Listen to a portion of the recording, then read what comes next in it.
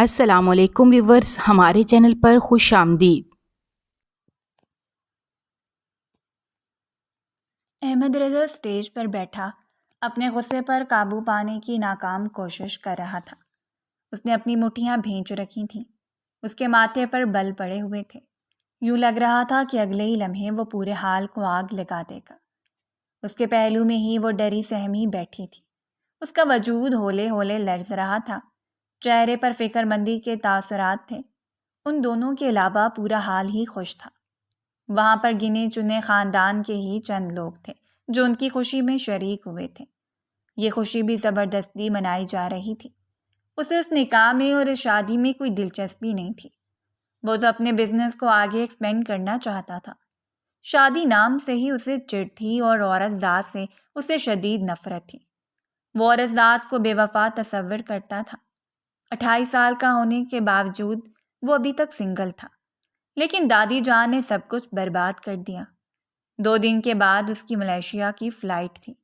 اس کے لیے وہ بہت زیادہ ایکسائٹڈ بھی تھا، کیونکہ اسے یقین تھا کہ اس بار کروڑوں کی ڈیل فائنل ہو جائے گی۔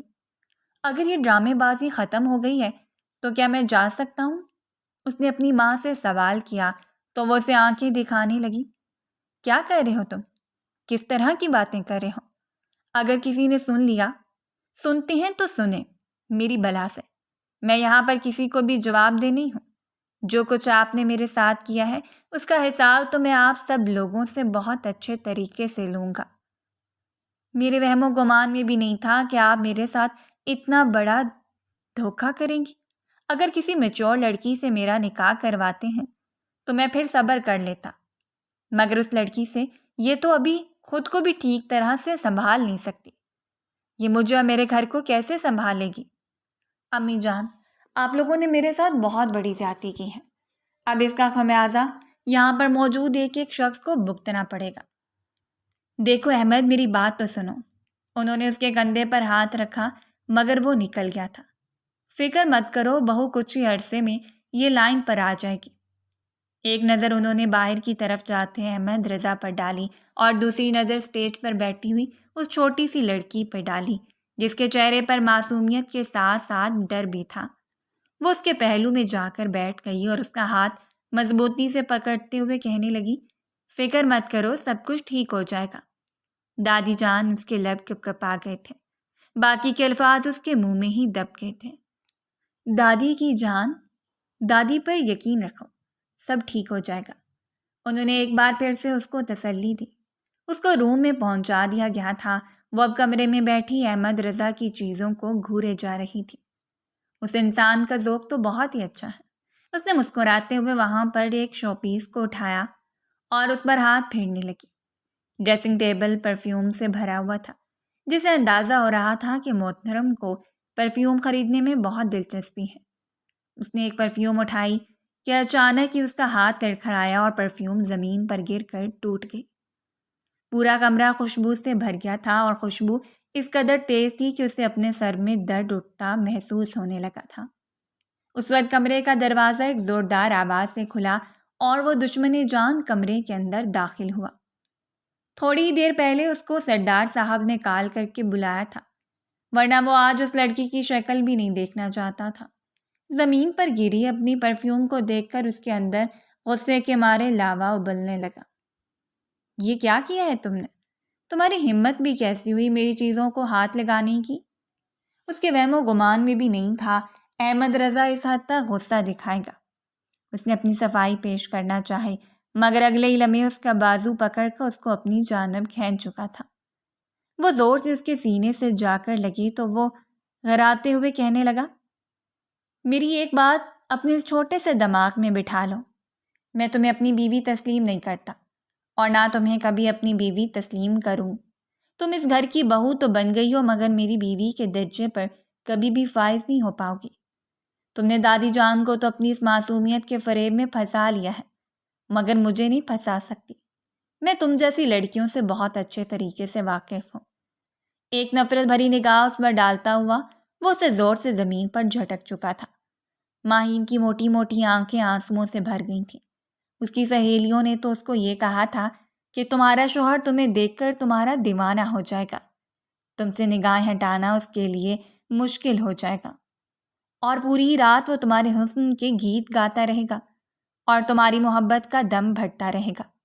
اگر اسے اندازہ ہوتا کہ محبت کے گیت اس قدر تکلیف دہ ہوتے ہیں تو وہ شاید بہرے ہو جانے کو فوقیت دیتی۔ وہ اسے زمین پر پھینک کر خود واش روم فریش ہونے کے لیے چلا گیا تھا۔ جب وہ باہر نکلا اس نے دیکھا کہ وہ ابھی تک زمین پر ہی پڑی ہوئی تھی۔ کیا ڈرامہ ہے یہ؟ اٹھو اور نکلو میرے کمرے سے۔ میں کہاں پر جاؤں گی؟ میری بلا سے تم جہنم میں چلی جاؤ، مگر میری نظروں کے سامنے سے دفع ہو جاؤ۔ باہر بہت اندھیرا ہے، مجھے اندھیرے سے خوف محسوس ہوتا ہے، پلیز ایسا مت کریں۔ حویلی کی لائٹس آف ہو چکی تھیں، سارے مہمان سونے کے لیے اپنے کمروں میں جا چکے تھے۔ رات کے 3 بج رہے تھے۔ وہ اس قدر لیٹ حویلی کے اندر داخل ہوا تھا، وہ بھی ابا جان کے کال کرنے پر، ورنہ وہ تو بالکل بھول ہی چکا تھا کہ اس کی ایک بیوی ہے جو اس کا انتظار کر رہی ہے۔ مجھے تمہارے کسی بھی معاملے سے کوئی غرض نہیں ہے، چلو اب نکلو یہاں سے، میرا دماغ خراب مت کرو، کہیں ایسا نہ ہو کہ میں وہ سب کچھ کر بیٹھوں کہ جس کے بعد تمہیں پچھتانا پڑے۔ آپ اتنے برے کیوں ہیں؟ اس نے آنسو بہاتے ہوئے معصومیت سے کہا، جبکہ وہ حیرت سے اس کے چہرے کی طرف دیکھنے لگا جو بے دھڑک اس کو اس کے منہ پر برا بول رہی تھی۔ کیا کہا تم نے؟ وہ 2 قدم اس کی طرف بڑھا تو وہ تیزی سے پیچھے کی طرف ہٹی آئی۔ آئی ایم ریئلی سوری، مجھ سے کبھی بھی کسی نے اس لہجے میں بات نہیں کی۔ یہ سن کر وہ عجیب سے انداز میں ہنسنے لگا، اتنا ہنسا کہ اس کی آنکھوں سے پانی نکلنے لگا تھا۔ ماہین کو یوں لگ رہا تھا جیسے اس کو کسی قسم کا نفسیاتی مسئلہ ہے۔ تو تم مجھ سے یہ توقع کر رہی ہو کہ میں تمہیں پرنسس ٹریٹمنٹ دوں گا؟ تم جانتی ہو نا کہ تم کس طرح سے میری زندگی میں شامل کی گئی تھی؟ تو میری زندگی میں زبردستی داخل کی گئی ہو۔ مجھے تم جیسی لڑکیاں ویسے بھی پسند نہیں ہیں۔ اگر مجھے شادی کرنی ہوئی تو اپنے لیول کی کسی لڑکی سے شادی کروں گا۔ چلو میرا دماغ خراب مت کرو اور دفع ہو جاؤ میری نظروں کے سامنے سے۔ انتہائی بدتمیزی کا مظاہرہ کرتے ہوئے وہ اب اس کا ہاتھ پکڑ کر اسے کمرے سے باہر نکال چکا تھا۔ احمد رضا کو سمجھ نہیں آ رہی تھی کہ وہ کیا کرے۔ اس کو اپنا دماغ معاف ہوتا ہوا محسوس ہو رہا تھا۔ ایک چھوٹی سی لڑکی، یا میرے اللہ مجھے صبر عظیم عطا فرما۔ اتنے عرصے کے بعد اس کے نصیب کا تارا کسی کے ساتھ جڑا تھا، وہ بھی ایک نادان لڑکی کے ساتھ۔ وہ اس وقت لاؤنج میں کھڑی تھی، دلہن کا لباس پہنے، چہرے پر پریشانی کے تاثرات لیے وہ سہمی ہوئی ہرنی معلوم ہو رہی تھی۔ اس وقت ہی حویلی کا دروازہ کھلا اور اکرام صاحب حویلی کے اندر داخل ہوئے۔ وہ ان کو دیکھ کر جلدی سے صوفے کے پیچھے جا کر چھپ گئی، کیونکہ اس کو اندازہ تھا کہ اگر انہوں نے اسے وہاں پر کھڑے دیکھ لیا تو اس کے شوہر کے لیے مصیبت پیدا ہو جائے گی۔ احمد رضا بھی اسی وقت اپنے کمرے سے باہر نکلا تھا، کیونکہ اسے اندازہ تھا کہ اگر دادی جان نے دیکھ لیا تو اس کی شامت آ جائے گی۔ جب تک وہ اس حویلی میں تھا تب تک اسے خود پر کنٹرول رکھنا تھا۔ رات کے پہر اکرام صاحب نے جب اپنے بیٹے کو باہر کھڑا دیکھا تو ان کے ماتھے پر بل پڑ گئے۔ تم یہاں پر کیا کر رہے ہو؟ اپنی بیوی کے پاس جاؤ، انہوں نے کاٹدار لہجے میں کہا۔ احمد خود انہیں دیکھ کر یکدم ہی بکھلا گیا تھا۔ اس کو لگ رہا تھا کہ شاید اس چھوٹی سی لڑکی نے جا کر شکایت لگا دی ہے۔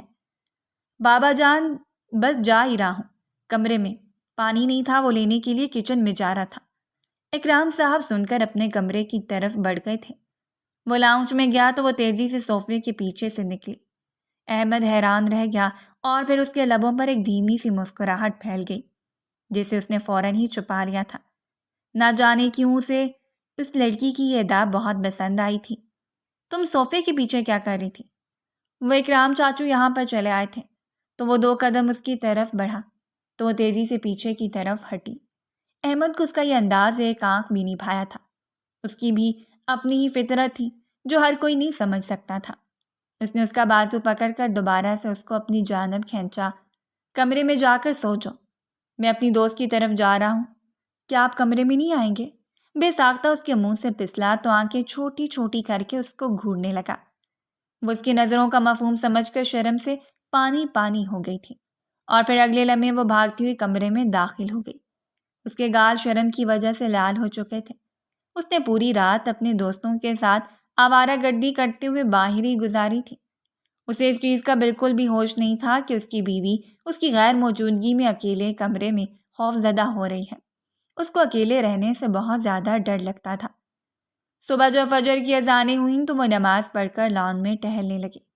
جب اسے اپنے نام کی پکار سنائی دی، نگاہیں اٹھا کر دیکھا تو سامنے سونیا آپا کھڑی تھیں، جو مسکراتی ہوئی نظروں سے اس کے چہرے کی طرف دیکھ رہی تھیں۔ تم اتنی صبح صبح یہاں پر کیا کر رہی ہو؟ وہ احمد رضا کی بڑی بہن تھیں، اس کے پہلو میں ہی جا کر کھڑی ہو گئی تھی۔ کچھ بھی نہیں، بس چہل قدمی کرنے کے لیے یہاں پر آ گئی تھی۔ حیرت کی بات ہے، اور تمہارے شوہر نے تمہیں اجازت دے دی؟ وہ معنی خیز انداز میں اسے سر سے لے کر پاؤں تک دیکھتے ہوئے بولی تو بے ساختہ اس کے منہ سے پھسلا تھا کہ وہ تو گھر پر ہی نہیں ہے، وہ تو رات کو ہی چلے گئے تھے۔ کیا مطلب ہے تمہارا؟ وہ کہاں پر چلا گیا تھا؟ سونیا آپا نے اسے سوال کیا تو وہ ہڑبڑا گئی۔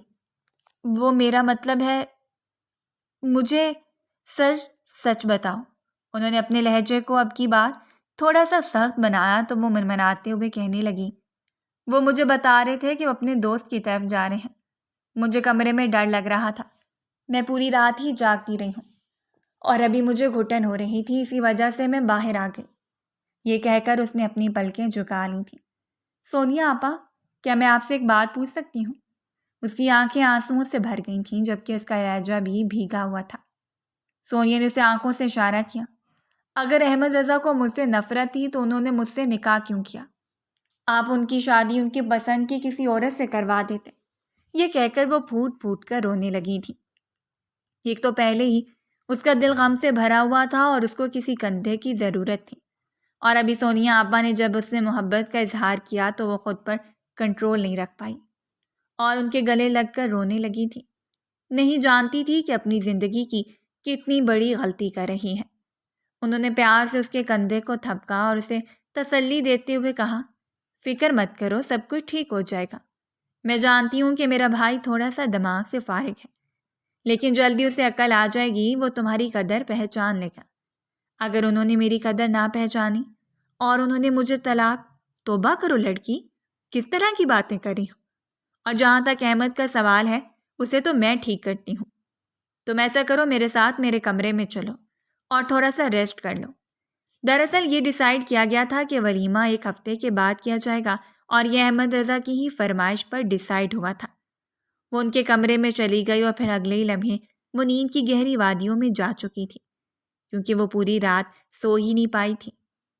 سب لوگ ناشتے کی ٹیبل پر بیٹھے ہیں، ناشتہ کر رہے تھے جب احمد حویلی کے پچھلے حصے سے داخل ہوا اور کمرے میں جا کر چینج کرتا ہوا سیدھا باہر نکلا۔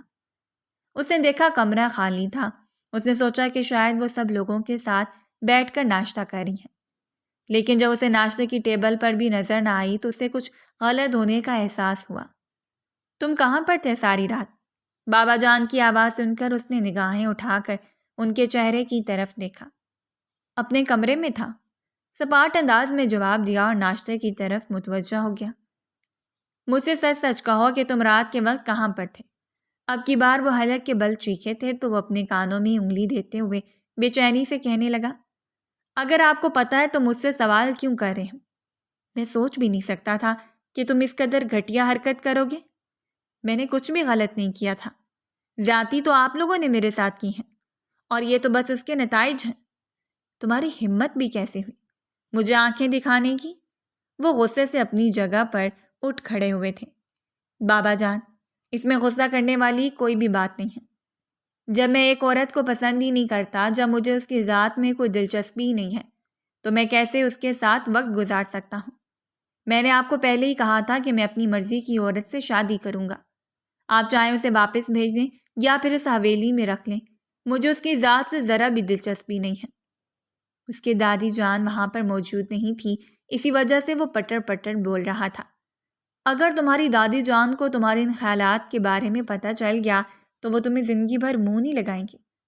اور میں اب تمہیں آخری وارننگ دے رہا ہوں، اگر تم نے اس لڑکے کے ساتھ کچھ بھی غلط کیا تو میں قسم اٹھا کر کہتا ہوں کہ میں تمہیں اپنی جائیداد سے بے دخل کر دوں گا۔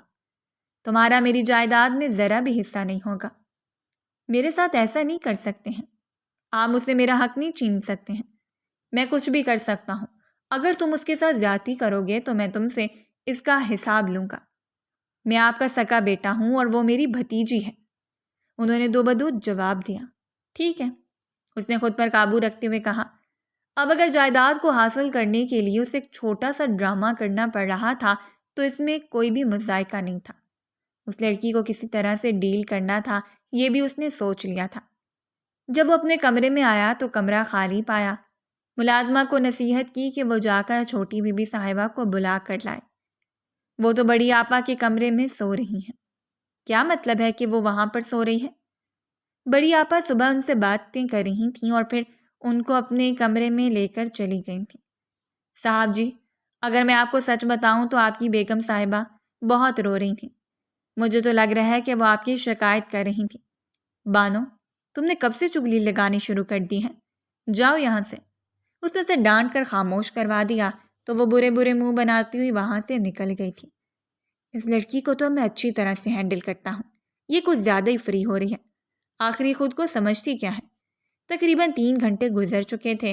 محترمہ صاحبہ سو کر اٹھیں تو وہ کافی ہلکا پھلکا محسوس کر رہی تھی۔ سونیا آپا کمرے میں ہی موجود تھی۔ انہوں نے اسے چھوٹے چھوٹے سوالات کیے تھے۔ اسے ماضی کے بارے میں پوچھا تھا۔ وہ بہت ہی مختصر انداز میں تمام سوالات کے جواب دے رہی تھی۔ تمہارا شوہر تمہیں یاد کر رہا ہے، اس کے پاس جاؤ۔ انہوں نے پیار سے اس کے چہرے پر ہاتھ پھیرتے ہوئے کہا تو وہ سہمی ہوئی نظروں سے ان کے چہرے کی طرف دیکھنے لگی۔ وہ میرے ساتھ برا سلوک کریں گے، ایسا کچھ بھی نہیں ہوگا۔ بابا جان نے اس کو سمجھا دیا ہے۔ مجھے لگتا ہے کہ اب اس کا دماغ ٹھکانے پر آ ہی جائے گا، اور اگر انہوں نے تو پھر میں اس کو اچھے طریقے سے دیکھ لوں گی۔ تم پریشان مت ہو۔ وہ اپنے کمرے میں داخل ہوئی تو دیکھا کہ وہ بیڈ گراؤنڈ سے ٹیک لگا کر لیٹا ہوا تھا اور اپنے ماتھے کو 2 انگلیوں سے مسل رہا تھا۔ تم اس کمرے سے باہر کس کی اجازت سے نکلی تھی؟ کاٹدار لہجے میں سوال کیا گیا تھا۔ مجھے ڈر لگ رہا تھا تو ایک اور یک لفظی جواب موصول ہوا۔ تم جانتی ہو نا کہ تم کن حالات میں یہاں پر لائی گئی ہو؟ وہ اس کے عین سامنے جا کر کھڑا ہو گیا تھا۔ اگر اب آپ نے مجھے ڈرایا تو میں جا کر سونیا آپا سے، اس سے پہلے کہ مزید کچھ کہتی، احمد رضا نے اسے ایک جھٹکے سے پکڑ کر اپنے قریب کیا اور اس کی آنکھوں میں دیکھ کر غراتے ہوئے کہنے لگا، تم میری بیوی ہو، تم میرے حکم کی پابند ہو، اور مجھے وہ عورتیں شدید زہر لگتی ہیں جو اپنے شوہر کی چگلیاں لگاتی ہیں۔ ایسی عورتیں کبھی بھی اپنا گھر نہیں بسا سکتی۔ تم ہر وہ کام کر رہی ہو جو مجھے زہر لگتا ہے، اور اگر ایسا ہی چلتا رہا تو میں تمہیں طلاق دے کر اس گھر سے نکال دوں گا۔ یہ الفاظ نہیں تھے بلکہ پگھلا ہوا سیسا تھا جو کسی نے اس کے کانوں میں انڈیلا تھا۔ اسے اس لفظ سے بہت خوف محسوس ہو رہا تھا۔ اس سے بھی زیادہ ڈر اسے دربدر ہونے سے لگتا تھا۔ اس کا کوئی بھی ٹھکانہ نہیں تھا۔ اگر اسے یہاں سے نکال دیا گیا، یہ سوچ کر ہی اس کا وجود ہولے ہولے لرزنے لگا تھا۔ اس کے کپکپاتے وجود کو اچھے طریقے سے محسوس کر سکتا تھا۔ اس کے لبوں پر شاطرانہ سی مسکراہٹ پھیل گئی۔ اب اس کمرے میں جو کچھ بھی ہوگا وہ ہم دونوں کے درمیان رہے گا۔ اگر کوئی بھی بات تم نے کسی کو بھی بتائی تو سمجھو اس دن تمہارا قصہ ختم ہو گیا۔ اس نے اپنی گردن جھکا لی اور زور و شور سے ہاں میں سر ہلانے لگی۔ میں کوئی ظالم انسان نہیں ہوں اور تم پر ظلم نہیں کرنا چاہتا ہوں۔ میں بس چاہتا ہوں کہ تم خاموشی سے میری بات مان لو۔ اب کرو، آج سے میرے سارے کام تم خود ہی کیا کرو گی۔ میں وقت کا بہت زیادہ پابند ہوں۔ جو کام میں جس وقت پر بولوں اس وقت میں مکمل ہو جانا چاہیے۔ اور ہاں، ایک اور اہم بات تمہارے اور اپنے رشتے کے حوالے سے میں تمہیں بتا دینا چاہتا ہوں۔ ہم دونوں کے درمیان کسی بھی قسم کا کوئی تعلق قائم نہیں ہوگا۔ میں کبھی بھی تمہیں اپنی بیوی تسلیم نہیں کروں گا، اور میں چاہتا ہوں کہ تم بھی اپنے دل سے ہر طرح کی خوش فہمی نکال دو۔ میں جانتا ہوں کہ تم بہت خوبصورت ہو، نوجوان ہو، سب سے بڑھ کر کے ابھی کم عمر بھی ہو۔ تمہیں کوئی بھی اچھا انسان مل جائے گا۔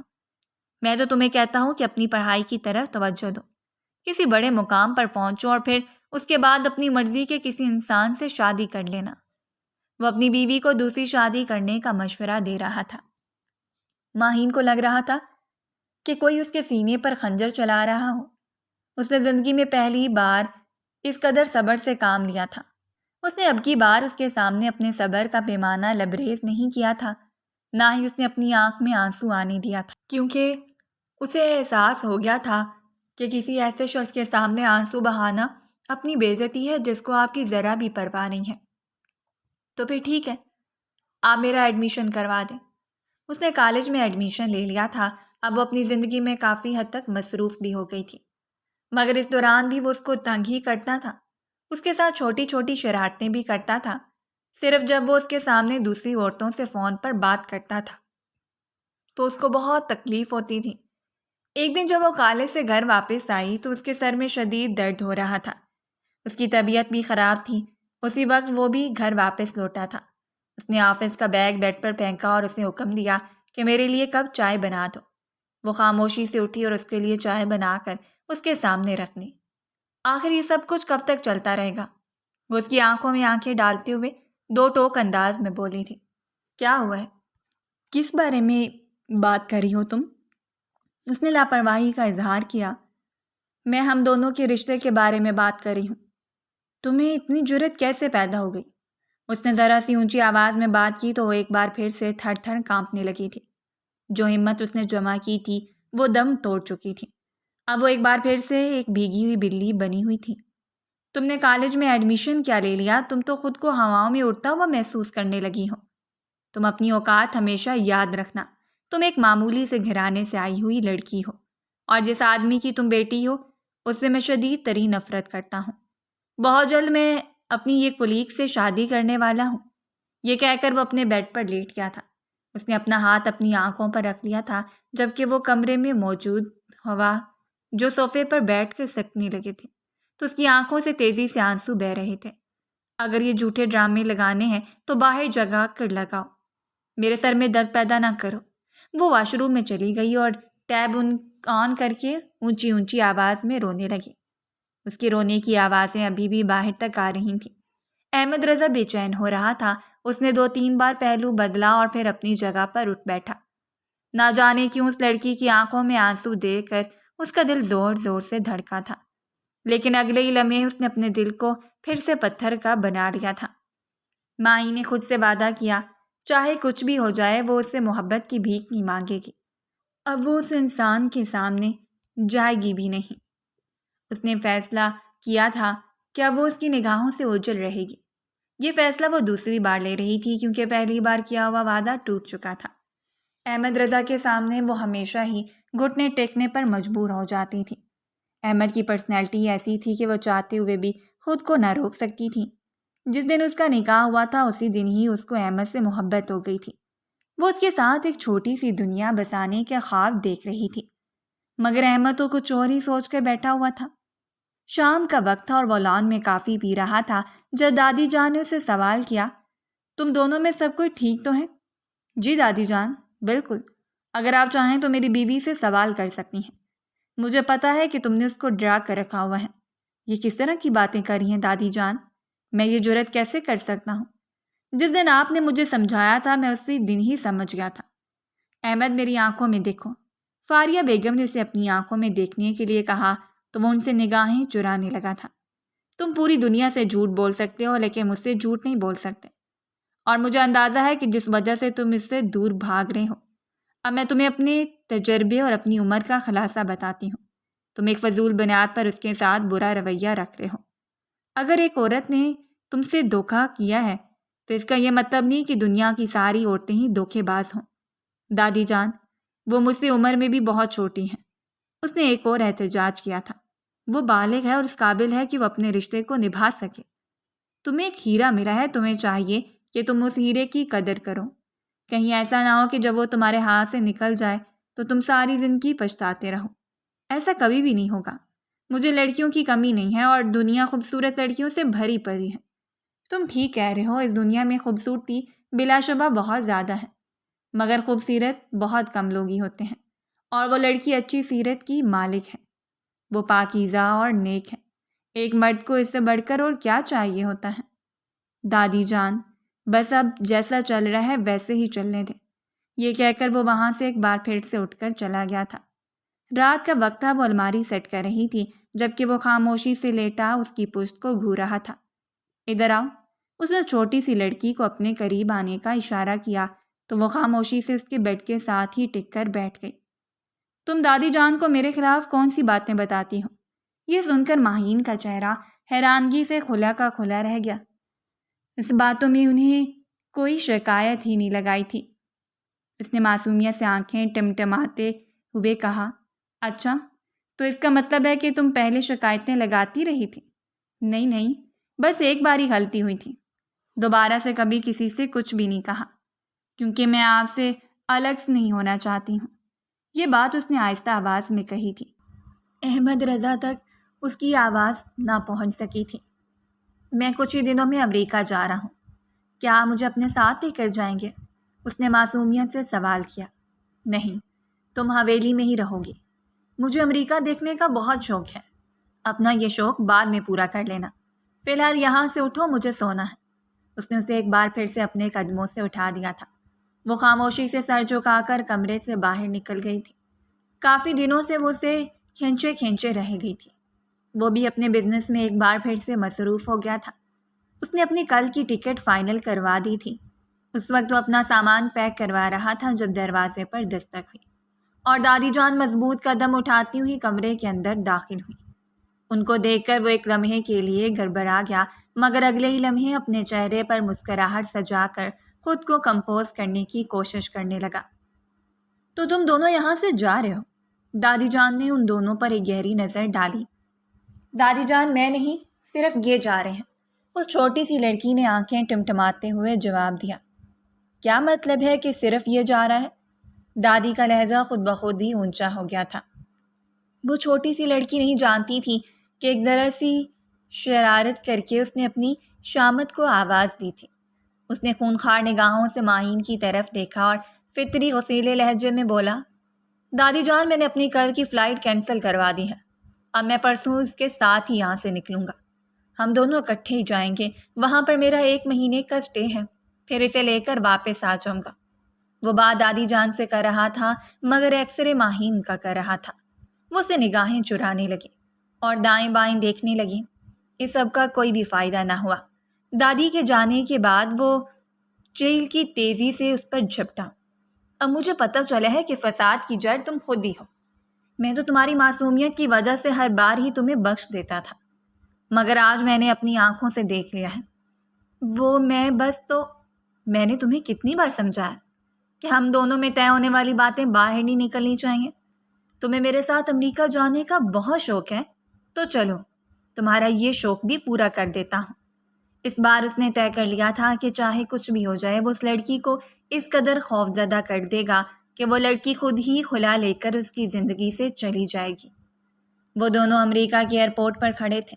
ماہین کے چہرے پر خوف کے تاثرات تھے اور اس کا وجود بھی ہولے ہولے لرز رہا تھا۔ آس پاس سے گزرنے والے لوگ پسندیدہ انداز میں اس کے چہرے کی طرف دیکھ رہے تھے، کیونکہ وہ بہت خوبصورت تھی۔ اپنے چہرے کو چھپاؤ، احمد رضا کی بات سن کر اس نے جلدی سے اپنے چہرے کو ہلکا سا ڈھانپ لیا تھا۔ مجھے لگ رہا ہے کہ تمہیں غیر مردوں کو اپنی طرف متوجہ کرنے میں کوئی زیادہ ہی دلچسپی ہے۔ پلیز ایسا مت بولیں، مجھے تکلیف ہوتی ہے، یہی تو حقیقت ہے۔ احمد رضا نے یہ بات کر کے اس کے دل کو چھلنی چھلنی کر دیا تھا۔ وہ ہر چیز، ہر الزام تو برداشت کر سکتی تھی، مگر اپنی کردار کشی کو برداشت کرنا اس کے لیے ناممکن تھا۔ اس کو شدت سے اپنی غلطی کا احساس ہو رہا تھا کہ اس کو یہاں پر نہیں آنا چاہیے تھا۔ وہ اسے اپنے بڑے سے بنگلے میں لے کر گیا۔ پہلے ہی دن اس نے وہاں پر موجود تمام ملازموں کو فارغ کر دیا تھا۔ اس نے اسے سارے کام سونپ دیے تھے۔ صبح 6 بجے سے رات 8 بجے تک کی اس چھوٹی سی لڑکی کی روٹین تھی۔ تمہاری ساری خواہشات میں یہاں پر اچھے طریقے سے پوری کروں گا۔ اسے سر سے لے کر پاؤں تک دیکھتے ہوئے وہ پراسرار لہجے میں بولا تو خوف سے چند قدم پیچھے ہٹی۔ آپ میرے ساتھ کیا کرنے والے ہیں؟ یہ سن کر اس کا دماغ بھگ سے اڑ گیا تھا۔ دوبارہ اس طرح کی بات اپنے ذہن میں مت لانا، کیونکہ تم جانتی ہو کہ مجھے تمہاری ذات میں کوئی دلچسپی نہیں ہے۔ اس کی شخصیت بہت ہی عجیب تھی، پل میں تولا پل میں ماشا۔ اس کو بالکل بھی اندازہ نہیں کہ وہ کیسے اپنی ساری زندگی اس خڑوس انسان کے ساتھ گزارے۔ یہ یہاں پر آ کر اسے کھانا بھی خود ہی بنانا پڑ رہا ہے۔ اس کے ہاتھ میں بالکل بھی ذائقہ نہیں تھا اور اس بات کا احساس احمد رضا کو پہلے دن ہی ہو گیا تھا۔ اس نے وہ کھانا سائڈ پر کیا اور چیختے ہوئے بولا، یہ کیا ڈرامہ ہے؟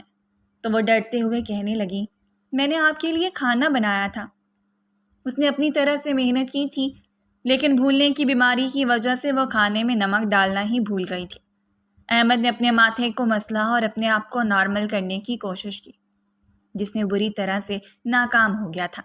اب یہ سارا کھانا تم یہاں پر بیٹھ کر میرے سامنے کھاؤ گی؟ یہ آپ کیا کہہ رہے ہیں؟ میں اتنا زیادہ نہیں کھا سکتی ہوں، اس نے سہمے ہوئے انداز میں کہا۔ تو پھر اتنا زیادہ بنانے کی کیا ضرورت ہے؟ چلو بیٹھو اور کھانا شروع کرو، اس نے بے رحمی کا مظاہرہ کرتے ہوئے کہا۔ اس چھوٹی سی لڑکی کا دل کر رہا تھا کہ وہ یہاں سے پاکستان بھاگ جائے، مگر ہائے بدقسمتی، اب اس انسان کے چنگل سے نکلنا اس کے لیے ناممکن تھا۔ جیسے اس نے کھانا چکھا اس کو اندازہ ہو گیا کہ نمک نہیں ہے۔ اس کی آنکھوں میں آنسو آ گئے تھے، اس کی موٹی موٹی آنکھیں پانی سے بھر گئی تھیں۔ اس نے ایک لمحے کے لیے ماہین کی آنکھوں میں دیکھا تو اپنے دل کو ڈوبتا ہوا محسوس کیا۔ اگلے ہی لمحے اپنے اوپر قابو پایا اور اسے اٹھا کر وہاں سے بھیج دیا تھا۔ اگلے کچھ دنوں میں اس کی کافی امپورٹنٹ میٹنگز تھیں اور وہ ان میں بہت زیادہ مصروف ہونے والا تھا۔ اب اسے سمجھ نہیں آ رہی تھی کہ وہ ماہین کو کس کے سہارے چھوڑے۔ اس نے اس لڑکی کو ہدایت کی تھی کہ چاہے کچھ بھی ہو جائے تم نے اس بنگلے سے باہر قدم نہیں نکالنا ہے، اور اگر کوئی ملنے کے لیے آئے تو اسے بھی کہہ دینا کہ میں اویلیبل نہیں ہوں۔ اس نے گارڈ کو بھی یہی نصیحت کی تھی اور ایک ملازمہ کو واپس بلا لیا تھا، کیونکہ اس لڑکی کا کوئی بھروسہ نہیں تھا کہ وہ کوئی بے وقوفی کر جاتی۔ سرفراز گیلانی، جو کہ اس کا بہت اچھا دوست تھا اور اس کا یونیورسٹی فیلو بھی تھا، وہ اس کے نکاح سے مکمل طور پر انجان تھا۔ چونکہ وہ زیادہ عرصہ امریکہ میں ہی رہتا تھا اور پاکستان میں بھی اس کی احمد کے علاوہ کسی اور سے بھی بات وغیرہ نہیں تھی، احمد نے اس کو اپنے نکاح کے بارے میں کچھ بھی نہیں بتایا تھا۔ اس دن جب وہ اس کے بنگلے میں آیا تو گارڈ نے اسے روکنے کی کوشش کی۔ وہ جانتا تھا کہ اس کے جگری یار کی پرانی عادت ہے، جب وہ پوری دنیا سے بیزار ہو جاتا تھا تو وہ زیادہ تر وقت اکیلا ہی گزارنا پسند کرتا تھا۔ اس کو لگ رہا تھا کہ احمد اندر ہی ہے، بس وہ تنہائی میں کچھ وقت اسپینڈ کرنا چاہتا ہے۔ پہلے بھی اس نے اس کی تنہائی میں دخل اندازی کی تھی اور ابھی بھی وہ حویلی کے اندر داخل ہو گیا۔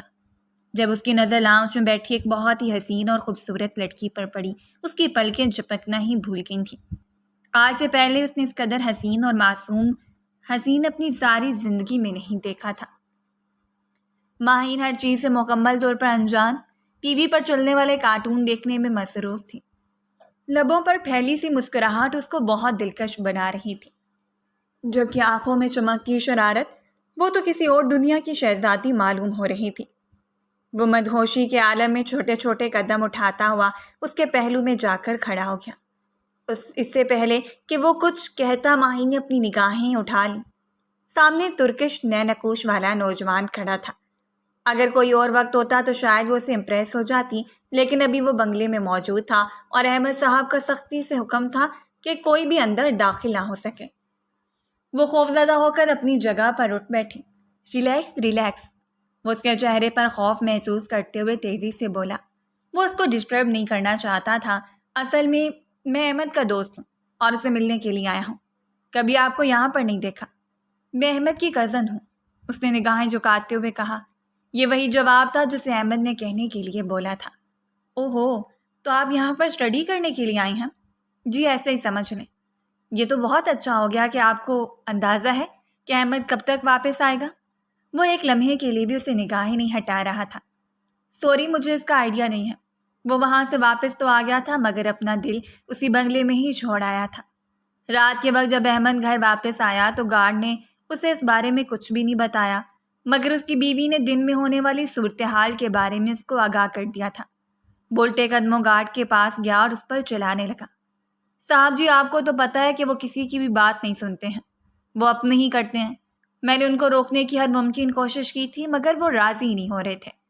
اس کا دل نہ جانے کیوں بے چین ہو گیا تھا۔ وہ بار بار کینت اور اس نظروں سے ماہین کی طرف دیکھتا تھا۔ اس نے تم سے کیا بات کی تھی؟ وہ مجھ سے پوچھ رہے تھے کہ میں کون ہوں۔ میں نے کہہ دیا کہ میں آپ کی کزن ہوں۔ تم نے اسے یہ کیوں نہیں بتایا کہ میں تمہاری بیوی ہوں؟ وہ یکدم ہی حلق کے بل دھاڑا تھا۔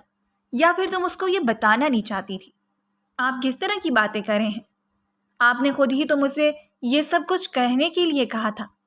اگر میں تمہیں غصے میں یہ بات کہہ دیتا ہوں تو کیا تم اس کو سچ مان لو گے؟ وہ دوبارہ سے چیختے ہوئے بولا۔ اس نے اپنی گردن جھکا لیا۔ سوری، مجھ سے غلطی ہو گئی، دوبارہ ایسا نہیں ہوگا۔ دوبارہ وہ انسان مجھے اس بنگلے میں نظر نہیں آنا چاہیے، اور اگر تم نے اسے کسی بھی قسم کی بات کی تو مجھ سے برا کوئی بھی نہیں ہوگا۔ اگلے دن وہ آفس میں بیٹھا کام کر رہا تھا جب اس کا دوست اس کے پہلو میں آ کر بیٹھ گیا۔ یار کل میں تجھ سے ملنے کے لیے گیا تھا مگر تو مجھے ملا ہی نہیں۔ وہ نارمل سے انداز میں گفتگو سٹارٹ کرتے ہوئے بولا، ہاں میں ایک ضروری کام کے سلسلے میں گیا ہوا تھا۔ میری تمہاری کزن سے ملاقات ہوئی تھی، وہ بہت ہی کیوٹ لڑکی ہے۔ اس نے نارمل سے انداز میں ہی اس کی تعریف کی تھی جبکہ احمد نے غصے سے اپنی مٹھی بھینچ لی تھی۔ اس کے ماتھے کی رگیں بھی تن گئی تھیں۔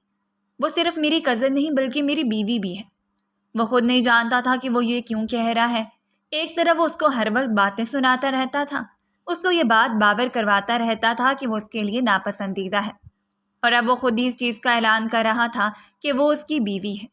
یہ ساری باتیں اگر ماہین صاحبہ اپنے کانوں سے سن لیتی تو شاید انہیں یقین ہی نہ آتا۔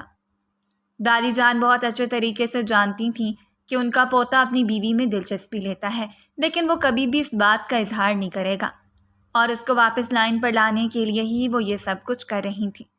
انہوں نے اس کے دوست کے ساتھ مل کر منصوبہ بنایا تھا کیونکہ گیلانی اس کی دادی جان کے ساتھ بھی کافی زیادہ اٹیچ تھا۔